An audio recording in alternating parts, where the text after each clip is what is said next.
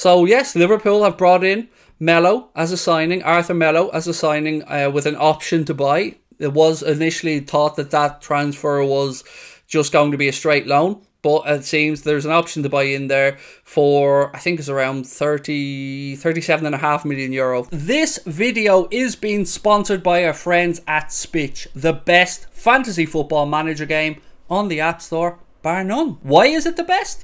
You don't have to commit to an entire season. You can play individual game weeks if you want, choosing a brand new team every single weekend. Right now there's a new season mode where you can win up to £50,000, and there's even a free season mode with prizes of up to £2,500. Seasons mode is based on 34 game weeks, and only your best 5 are counted at the end of the season. There's tons of stats and analytics available inside the app to help you choose your team and give you the best chance of winning. If the money and the gameplay wasn't enough to tempt you, how about Jurgen Klopp being an ambassador for Spitch this season? If it's good enough for Mr. Klopp, it's good enough for me. You must be 18 years or over to play. Use our link in the description below to download Spitch and win money with your football knowledge. Look, let's start off with form. We're getting some form, or at least we're getting some points together. Everton, on the other hand, have been struggling this season. They have announced the signing of Idrissa Gana Gueye today. Obviously, they brought in Connor Cody, and they brought in a midfielder as well, Onana, I believe it was. So, some good signings there from Frank Lampard, but they have struggled, and they got themselves a point in their last outing. If my memory is correct, I believe Anthony Gordon scored from the 1-1 draw, and he's been the subject of a lot of interest in the window, but it has slammed shut. I'm recording this 6 minutes past 11 on Thursday as the window closed. So yes, Liverpool have brought in Melo as a signing, Arthur Melo as a signing with an option to buy. It was initially thought that that transfer was just going to be a straight loan, but it seems there's an option to buy in there for, I think it's around 37.5 million euro, if my memory is correct, and the loan fee is rumoured to be 4.5 million. I say rumoured, it's confirmed to be 4.5 million because Juventus confirmed it. So that's where we are with our squad. Jordan Henderson looks like he'll be out with a hamstring injury. We do have Matip back. He was on the bench, obviously, for the last game against Newcastle. What a way to win that, by the way. Delighted for young Fabio Carvalho that he got that winner so late. Big moment from his Liverpool career. So look, I'm going to take you through, starting off with my score prediction, and let me know what you guys think. 3-1 win for the Reds. That's what I predict here. Do I have much confidence with that prediction? Not really, because I don't know what to expect from Liverpool. I don't know what level of performance to expect. So let's go through my 11, and then you guys can let me know what you think about it. And we'll start off, as always, with the goalkeeper and the centre-backs. Joe Gomez to keep his place alongside Virgil van Dijk with Alisson Becker. But for me, I don't think he deserves to be dropped. I don't think Matip coming back. I believe if the shirt's yours, that unless you do anything wrong, the shirt should be yours, and I think that Joe's done okay. Yes, he's been part of a defence that has been leaking goals. The only clean sheet we've kept this season is the 9-0 win against Bournemouth, but he's not at fault for that alone. I think as a unit we need to defend better, and I think himself and Virgil van Dijk will continue to be our partnership until Kanade is back from his injury, hopefully sometime this month. Now into the full-back positions, where I am going to make a change. The same change I've been hoping that Jurgen Klopp would make for the past few weeks, but hasn't, and that is to play Kostas Tsimikas at left-back.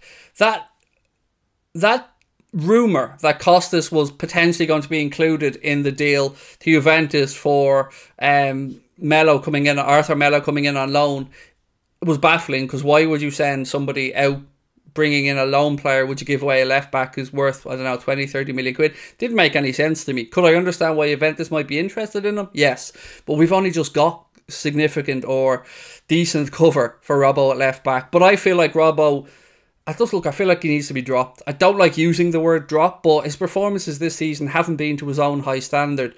Trent, on the right-hand side, he probably deserves to be dropped as well, but we don't really have an adequate replacement outside of Milner, who isn't... He's steady, but he's not a natural right-back. And Calvin Ramsey, we haven't had a chance to see yet, so I'm going to have to give Trent the benefit of the doubt and hope that his form picks up. Moving into midfield, though, This is what I've gone with. I've rolled the dice a little bit. I do not expect this to be what Jurgen Klopp goes with.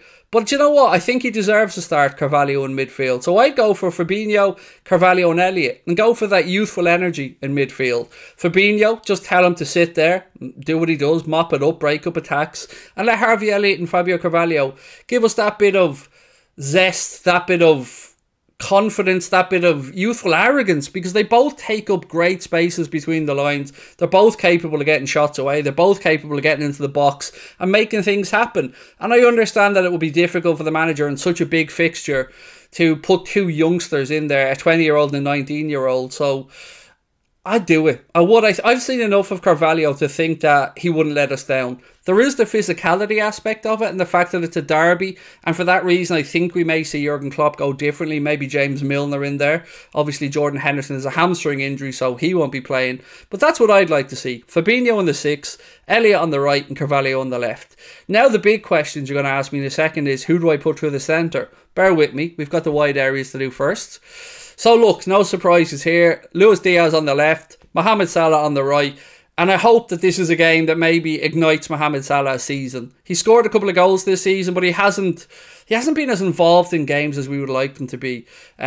If you told me that we'd beat somebody 9-0 and he wouldn't have scored in it, or even assisted, I don't think, I would have been very surprised. But it happened. And in the last game against Newcastle, it wasn't through a lack of effort on Mohamed Salah's part, but we weren't able to get him as involved in the action areas in the final third as we would have liked. And we have to figure out a way to make that happen. And hopefully, an Everton who are maybe down a little bit on confidence, this is the perfect way to maybe make up for that loss against Manchester United when we were so poor against United. I hope we see a response from the lads in this game. So with that being said, I'm backing Mohamed Salah to score in it. Diaz on the left. I've been really impressed with Diaz this season. He was, even in the performance against Newcastle, that I didn't feel many Liverpool players played well. I do feel like Elliott, Diaz and Bobby Firmino were three that could hold their heads high. So Diaz on the left, no issues. Through the centre though, the big question is, do I think Darwin Núñez is going to play? Do I want Darwin Núñez to start? I don't think that he will. So I'm going to go with Bobby Firmino to the centre. Any other game, and I probably would have gone with Darwin. But we know that they will be trying to wind him up if he's playing. The crowd will be on his back. The players will be on his back. So I think Jurgen Klopp will probably go with Roberto Firmino, tried and tested through the centre, and maybe bring Darwin off the bench late on if needs be. And to be fair to Bobby, he was really, really good. He's been really good recently. I thought he was probably our best player on the pitch against Newcastle. Maybe Elliott could compete with him for that. And he's getting goals. And that goal that he scored against Newcastle, that was the strike of somebody who knows what they're at. That was the strike of somebody who took it first time, played it along the deck, didn't give the keeper a chance to set himself, and didn't overthink it. Just did what comes naturally to him, which is just passing the ball into the corner with the assist, of course, from Mo. So that's where I'm at. That's my 11 that I would like to see start. Obviously, we'd have some better options then from the bench. The bench has looked a bit weak in recent matches, with some players returning from injury, Matip being one of them, Curtis Jones, of course, being another. And yes, I did consider starting Curtis Jones in this game, and Jurgen Klopp could well start Curtis Jones in the game. But I'm not yet convinced that Curtis Jones is the answer. And I'm not yet convinced that he will have a long-term place in our midfield. I hope I'm wrong. I want to be wrong, but I'm not convinced by it. So for me, Carvalho, Fabinho and Elliott in midfield. 3-1 prediction for the Reds. That's it. Let me know your thoughts in the comment section. As always, I will be doing a watch along of the game on the Anfield Agenda Twitch channel. We'll start an hour beforehand from 11:30 AM. Chris, AM sounds so weird to say, by the way. Chris will be doing a match reaction because Paddy will be away at Electric Picnic for the weekend, as will Connor. So yeah, hope to see you over there. Enjoy it. Fingers crossed we got another 3 points. They're much needed. And also, let me know your thoughts in the comments around the Arthur transfer as well, the loaning of him for Juventus. Let me know your thoughts. Talk to you soon. Bye-bye.